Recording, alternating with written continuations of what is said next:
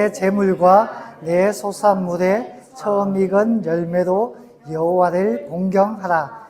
그리하면 내 창고가 가득히 차고 내 포도즙 틀에 새 포도즙이 넘치리라. 아멘. 본문의 말씀은 맥주 감사절을 앞두고 전하고 싶었습니다. 하지만 저희 교회는 내비게이터 성경 암송 69절을 따라 설교하고 말씀을 나누기에 이번에 그 순서를 따라 이 말씀을 나누게 되었습니다. 이 말씀을 준비하면서 몇 주 전부터 나름대로 준비를 했거든요. 준비하면서 늘 나눔에 있어서 부담이 되었어요. 나는 과연 첫 것을 하나님께 드리고 있는가? 지금이라도 드려야 되나? 물론 첫째가 신학교 간다 그러니까 뭐 그런 것 같기도 하고 어쨌든 나는 하나님 앞에 어떻게 헌신을 하고 있나 부담이 되었습니다. 나는 그렇게 살고 있지 못하는데 어떻게 설교를 할까? 부담이 되어도 하나님 말씀이라면 듣는 것이 유익합니다. 입에 쓴 것이 몸에 좋은 것이고 귀에 거슬리는 것이 때로는 내 영적 건강에 도움을 주기도 하기 때문입니다. 쉽게 말해서 오늘 본문의 이 말씀은 하나님을 섬기는 것, 드리는 것, 더 쉽게 말하면 헌금에 대한 것입니다. 쉽게 말하자면 하나님께 드리면 하나님께서 더 많은 것으로 갚아주신다라는 뜻입니다. 물론 우리는 신약 시대를 살고 있습니다. 문자적인 해석보다 이 말씀이 가지는 의미와 가치에 대해서 좀 더 의미를 나누고 되새길 필요가 있습니다. 오늘 이 말씀을 통해서 우리는 세 가지를 배울 수가 있습니다. 첫 번째, 헌금은 하나님을 공경하는 것이다 라는 것입니다. 자, 여기 보면 재물과 소산물의 처음 익은 열매를 하나님께 드리라 라고 이야기합니다. 여러분, 모든 첫 것은 하나님의 것입니다. 모든 첫 것은 짐승이든 농사를 지어 얻은 수확물이든 현대는 농경사회가 아니니까 어떤 사람은 자신의 첫 용돈 혹은 첫 월급을 그와 같은 첫 것이라고 여기는 사람도 있습니다. 여러분, 첫 것이 중요한 것은 둘째, 셋째, 넷째가 있다는 것입니다. 그러므로 첫 것이에요. 뒤에 수많은 것들이 있기 때문에 첫 것입니다. 첫째를 드리면 이어서 더 풍성한 것을 맺게 된다는 의미에서 첫째라는 것입니다. 신약에서는 선조들, 쉽게 말하면 족장들이겠죠. 족장들의 그 믿음이 첫 것과 같은데 그음으로 말미암아 이스라엘 백성들, 그 후손들이 믿음의 백성이 되었다라고 로마서에서 이야기합니다. 고린도전서 16장 15절에서는 아가야 지방이라고 그리스 남부 지방이 있습니다. 그런데 그 지방에 첫 열매가 있는데 스데바나의 집이 이 아가야 지방의 첫 열매가 되었다고 합니다. 뭐냐? 첫 열매가 있었기 때문에 둘째, 셋째 수많은 열매들이 맺어지게 되었다라는 겁니다. 예수님을 향해서는 그리스도는 잠자는 자들의 첫 열매, 부활의 첫 열매라고 이야기했습니다. 주님께서 부활하심으로 말미암아 그걸로 끝이 아니라 다른 수많은 사람들이 이어서 훗날에 부활하게 된다라는 것입니다. 첫 것을 드리면 그것으로 끝나는 것이 아니라 수많은 둘째, 셋째, 넷째 수많은 열매가 맺어진다라는 의미에서 첫 것이 중요하다라고 이야기를 하는 것입니다. 자, 첫 것을 하나님께 드려야 돼요. 첫 것을 드리는 첫 번째 예배는 창세기 4장에 소개합니다. 가인과 아벨의 예배죠. 가인은 무엇을 드렸습니까? 곡식을 드렸습니다. 아벨은 양의 첫 새끼를 드렸습니다. 그런데 이 예배가 중요한 게 뭔가 하면 하나님께서 누구의 예배를 받으셨습니까? 가인이 아니고 아벨의 예배를 받으셨습니다. 왜 그렇게 했느냐? 여러 가지 말이 있지만 오늘 저는 이것만 말씀드리고 싶습니다. 하나님은 아벨이 마음에 드셨어요. 그래서 아벨의 것을 받으셨습니다. 가인의 것을 받지 않았어요. 왜냐? 가인의 반응을 보면 쉽게 이해할 수 있습니다. 하나님께서 받지 않자 가인이 어떻게 합니까? 화를 냅니다. 그리고 질투심에 사로잡혀서 동생을 어떻게 하죠? 죽이죠. 죽이십니다. 자, 가인에게는 지금 하나님 앞에 예물을 드렸는데 가인에게는 무엇이 중요합니까? 하나님이 중요합니까? 자신이 중요합니까? 자신이 중요하잖아요. 하나님이 중요하다 그러면 하나님 안 받으셨으면 하나님 제가 어떻게 하면 하나님 다음에는 받으실까요? 제가 어떻게 드리면 될까요? 라고 반응하는 것이 하나님을 위한 사람의 반응입니다. 그렇죠. 근데 가인은 내 걸 안 받아.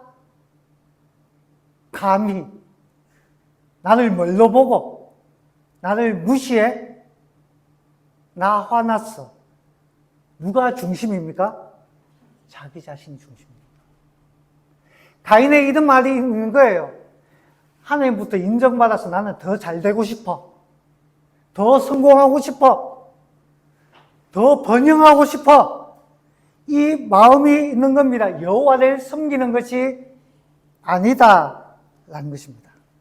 오늘 본문의 말씀을 보세요. 내 재물과 내 소산을 처음 익은 열매로 어떻게 하라? 여호와를 공경하라. 공경하라.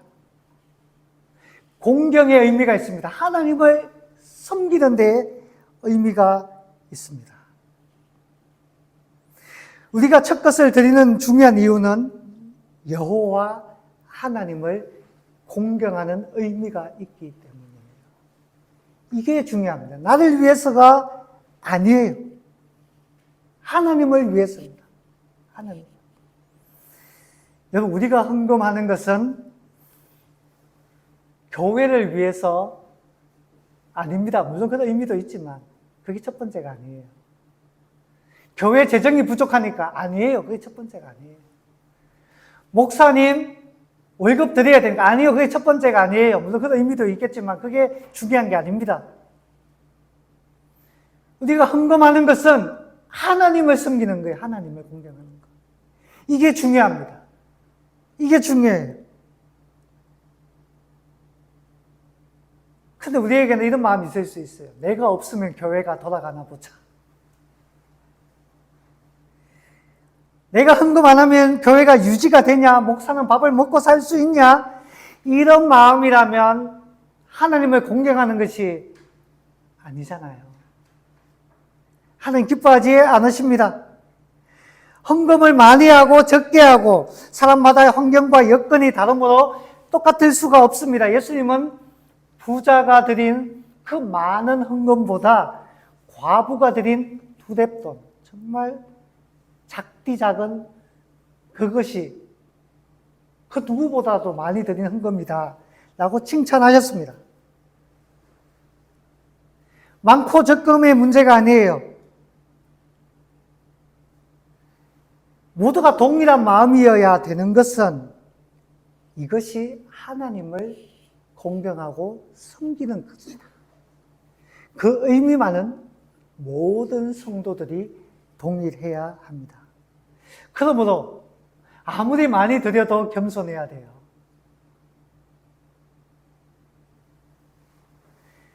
여러분, 가난한 부모님한테 용돈을 한 100만 원 드리면 뿌듯할 거예요. 아, 내가 이만큼 드렸는데. 이만큼 드렸는데. 아버지 나 좀 안아줘야지. 이런 마음이 들 수 있어요. 그런데 여러분, 만수도 씨한테 가가지고 100만 원 줘보세요. 너 드릴 때 어떤 마음 들까요? 어깨가 힘이 들어갈까요? 아휴, 제가 이것밖에 못 드려서 죄송합니다. 이런 마음이 든다. 하나님 아버지는 세상의 모든 것을 가지셨어요. 그러면 우리가 아무리 많이 드려도 겸손해야 됩니다. 겸손해야 됩니다. 하나님, 제가 부족합니다. 그리고 반대로 아무리 작은 것을 드려도 하나님 아버지 입장에서는 이거나 똑같습니다. 이거나 똑같아요. 아무리 작은 것을 드려도 부끄러워하지 말아야 합니다. 하나님께는 이거나 저거나 50보 100보 다를 바가 없기 때문입니다. 여러분 기억하십시오. 우리가 드리는 예물은 하나님을 위해서, 하나님을 향한 나의 신앙 고백임을 기억해야 합니다. 두 번째, 가장 좋은 것을 드리는 것입니다. 첫 것은 하나님의 것인데 출애굽기 23장 19절, 민수기 18장 12절에서 이미 명령을 하신 것입니다. 그런데 출애굽기를 보면 하나님께 드리되 첫 것 중에 가장 좋은 것을 드리라라고 이야기합니다. 가장 좋은 것. 그래서 하나님께 드려지는 제물은 흠없는 온전한 것으로 드려야 합니다. 온전한 것. 좋은 것. 그래서 옛날에는 헌금할 때 그랬잖아요. 돈이 돌고 돌아서 막 구겨져 있으면은 집에서 다리미로 칙 다려서, 그래서 깨끗하게 만들었어. 그렇게라도 드렸어요.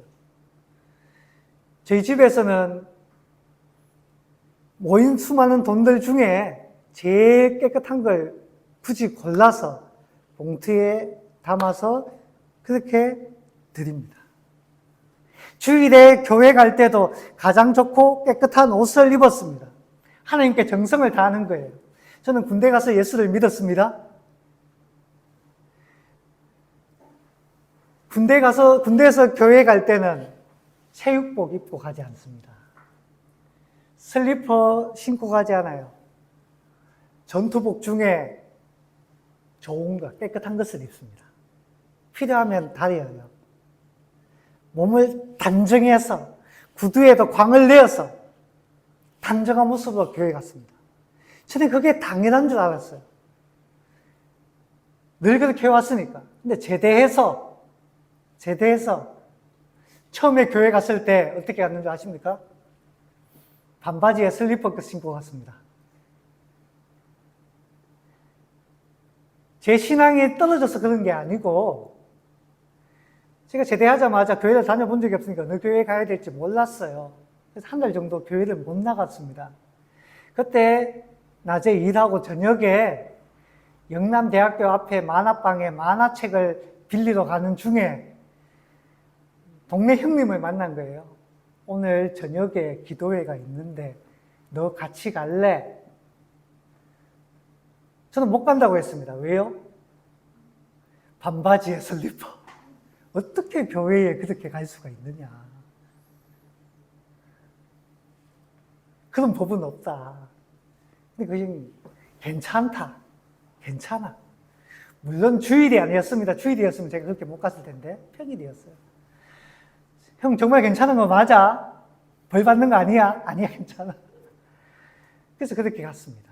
그게 인연이 되어서 진안교회에서 그렇게 오랫동안 신앙생활을 했죠. 여러분, 부득이한 환경, 특수한 환경에서는 용납되고 괜찮습니다. 하나님은 중심을 보시지 외모를 보시지 않습니다. 하지만 좋은 옷을 입을 수 있고 여건도 허락되면 단정하고 깨끗하게 입는 것이 중요합니다. 왜냐? 우리가 살아있는 재물이잖아요. 우리가 살아있는 재물. 단정하게 드리는 게 맞아요. 왜냐? 그것이 마음의 표현이기 때문에 그런 것입니다. 수염도 깎고 머리도 자르고 옷도 새 것으로 gal아입고 씻고 그렇게 오는 것이 마땅합니다. 결혼식장에 갈 때 슬리퍼 신고 가지 않잖아요. 청와대, 지금은 뭐 용화대라고도 이야기하는데, 초대받으면 미용실에도 가고, 목욕탕에도 가고, 제일 좋은 옷 구비해서 갑니다. 예배라고 다를 것이 무엇입니까? 이 예배는 하나님께서 함께 하시는데요. 만왕의 왕이신데요. 창조주신데요. 우리를 구원하신 구속주신데요. 우리는 비상 상황과 일반 상황을 잘 구분해야 합니다. 비상시에는 어쩔 수 없어도 보통의 상황이라면 할 수만 있으면 단정하고 깨끗한 것이 좋습니다. 우리 자신이 살아있는 하나님의 제물이라는 것을 잊지 말아야 하는 것이죠. 근데 여기 생각해 봤어요. 반대로 생각해 봤습니다. 반대로. 이 아름다운 헌신이 때로는 인간의 욕심으로 말미암아 변질되기도 합니다. 신약 시대의 성전을 생각해 봅시다. 성전은 하나님을 예배하는 곳이잖아요. 제사 드리는 곳이잖아요. 예수님께서 성전에 들어가셨을 때 분노하셨습니다. 왜냐하면 거룩한 성전이 장사치들의 도적의 소굴로 변해 있었던 겁니다. 왜요? 성전에서 재물을 파는데 비싸게 파는 겁니다. 어떻게 비싸게 파느냐? 사람들이 예배 드리러 재물을 가지고 오잖아요. 양을 가지고 오잖아요. 그러면 꼬투리를 잡아서 퇴짜를 넣는 겁니다. 퇴짜. 이상한 양이 아니에요. 이상한 염소가 아닙니다. 괜찮은 양이에요. 좋은 양입니다. 근데 꼬투리를 잡아요. 어떻게 해요? 저는 군대에 있을 때에 점호라는 것을 많이 취해봤습니다. 점호 같은 건 취하기 전에 청소를 해야 돼요. 청소를 해야 되는데, 그러면 당직 사관이 청소가 제대로 됐는지 검열을 하는데, 어디 그냥 마룻바닥을 검열합니까? 바닥이 들어온가 검열합니까? 그런 눈에 보이는 데를 검열하지 않아요. 눈에 보이지 않는 구석진 틈 사이에 손을 집어넣습니다. 아무도 관심이 없는 저 시계 저 위에 저런 면에 까치발로 손을 쓱 던집니다. 그런 것이 깨끗합니까? 더럽습니까? 일반적으로 더럽습니다. 왜 그렇게 합니까? 깨끗하게 하라는 의미도 있지만 어떻게 해서든지 꼬투리를 잡아서 군기를 잡아야겠다라는 마음이 있는 겁니다. 성전에 예물 드릴 재물을 가지고 오는데 꼬투리를 잡아요. 멀쩡한데 자세히 보더니 여기 봐라. 점이 있네. 여기 봐라.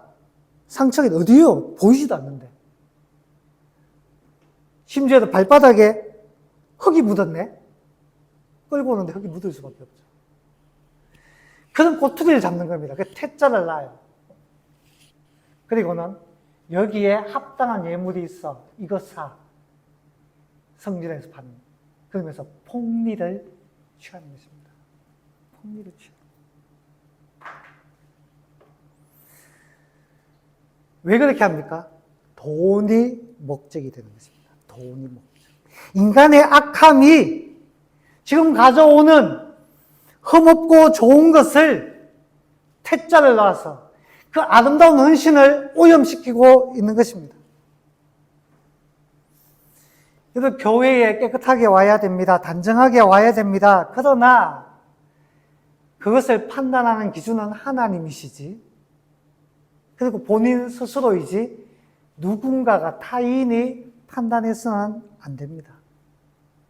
그것은 스스로가 지켜야 될 자신만의 룰이지, 타인이 간섭하여 너 이래서 되겠냐, 너 갈아입고 와, 옳고 그름을 나누는 순간 우리는 어쩌면 성전의 장사치로 오염될지도 모릅니다. 변질될지도 몰라요.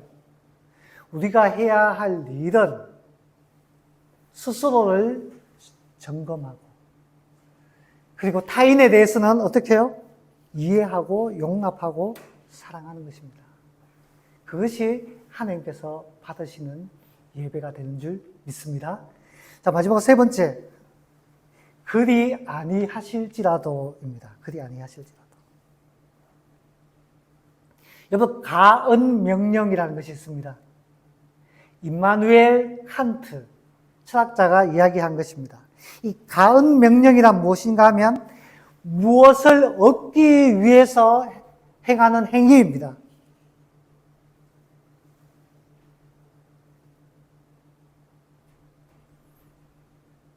오늘 본문의 말씀이 어떻게 보면 가은 명령입니다.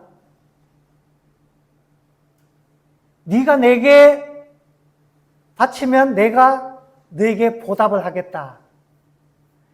그래서 이 가은 명령은 보답을 받기 위해서 내가 무언가를 하는 겁니다. 보답을 받기 위해서. 인간 세상의 대부분의 사람들의 삶이 그렇습니다.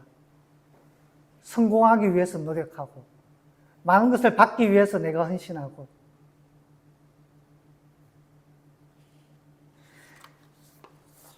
그런데 정은 명령이라는 것이 있습니다. 정은 명령. 이것은 어떠한 조건이나 결과에 상관없이 그 행위 자체가 선함으로 절대적이고 의무적으로 행할 것이 요구되는 도덕법칙입니다. 이 정은 명령은 보답이 없어도 괜찮아요. 보상이 없어도 괜찮아요. 마땅히 해야 할 것이기 때문에 행하는 것입니다. 여러분, 하나님 우리에게 보상을 약속하였습니다.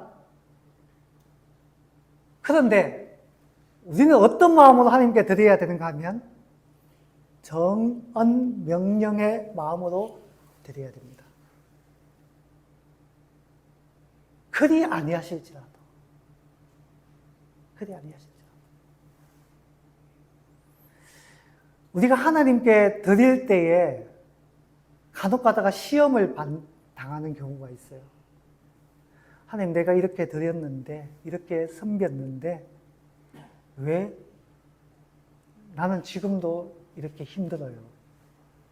왜 보잘것없이 살고 있습니까? 나보다 적게 드리는 저 사람은 왜 나보다 더 잘 되죠?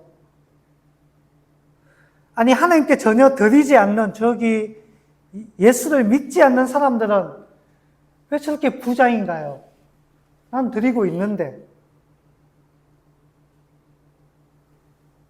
이런 마음으로 드리고 있다면 그는 가은 명령을 수행하고 있는 겁니다.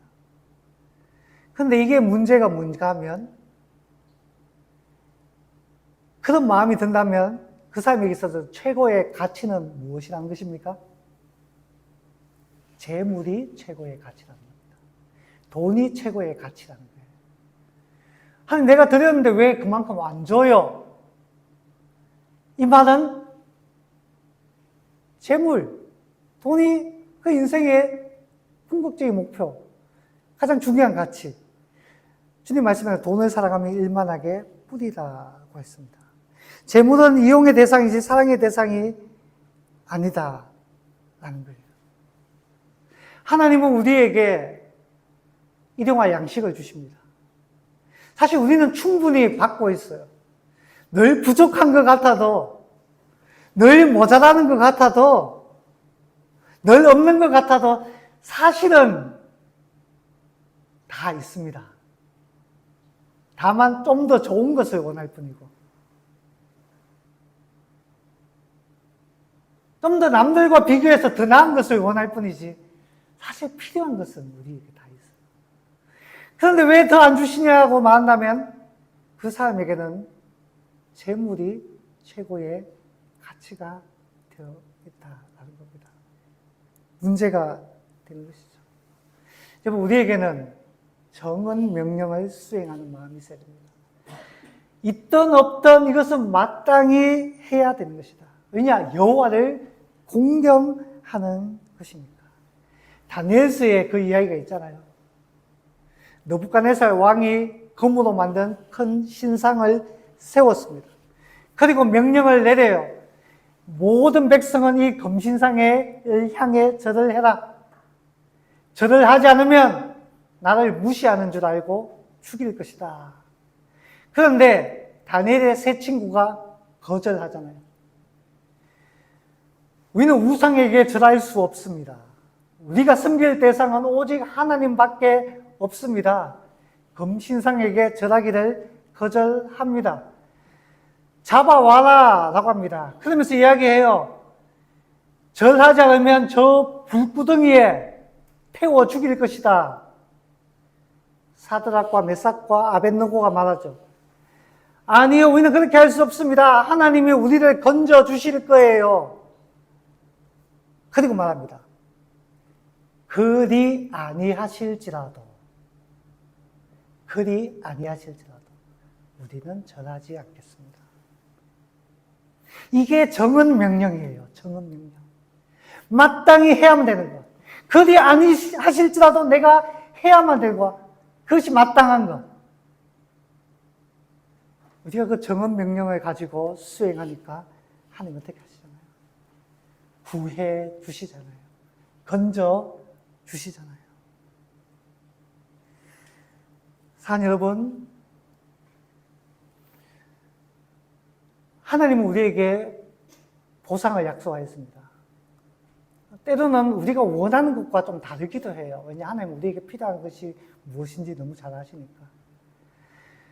그런데 우리가 하나님을 대할 때는 가은 명령으로 대하면 안 됩니다. 정은 명령으로 대해요.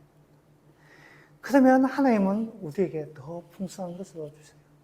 부모님의 마음이 그렇잖아요. 이놈이 나한테 뭔가를 얻어내고 싶은 것이 있으니까 이렇게 하는구나 라고 싶으면 괘씸한 마음이 들어요. 주긴 줘도 좀 괘씸한 마음이 들어요. 그런데 정말 나를 사랑하는구나, 정말 나를 공경하는구나 라는 마음이 들면 나중에 유언장에다가 써대요. 얘한테 주라. 그게 우리의 마음이에요. 하나님 아버지의 마음입니다. 사랑하는 여러분, 기억합시다. 우리는 신약시대에 살고 있습니다. 예수님께서 율법을 완성하셨으므로 이 말씀을 문자적으로 그냥 고지고대로 해석할 필요는 없습니다. 그러나 하나님께 드리는 것이 우리가 해야 할 마땅한 신앙 고백이고 하나님께서 우리에게 복 주시는 수단입니다. 우리는 이 말씀을 어떻게 실천하고 있습니까? 세 가지. 하나님을 공경하는 것. 두 번째, 가장 좋은 것. 세 번째, 그리 아니하실지라도. 이 세 단어를 기억하며 하나님을 섬기는 저와 여러분 될 수 있기를 주님의 이름으로 간절히 소망합니다.